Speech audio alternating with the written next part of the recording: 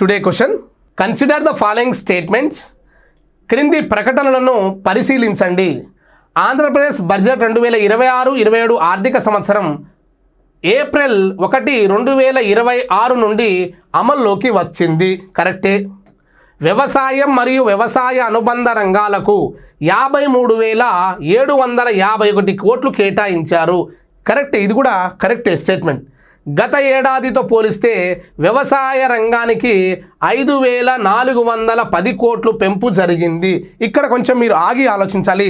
మీకు ఇది కన్ఫామ్గా బడ్జెట్లో భాగంగా తెలిస్తేనే ఇక్కడ బిట్టు చేయాలి, తెలియకపోతే మీరు బిట్టు చేయకూడదు. కొంచెం ఆలోచించాలి.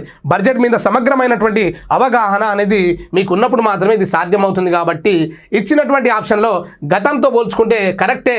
5,410 కోట్లు అంటే సుమారు 11% ఇక్కడ వ్యవసాయ రంగానికి సంబంధించినటువంటి పెంపు అనేది జరిగింది. కాబట్టి ఇచ్చినటువంటి ఆప్షన్లో పైవన్నీ సరైనవే. అంటే డి ఆప్షన్ అనేది కరెక్ట్ ఆప్షన్గా మనం ఇక్కడ గమనించాలి.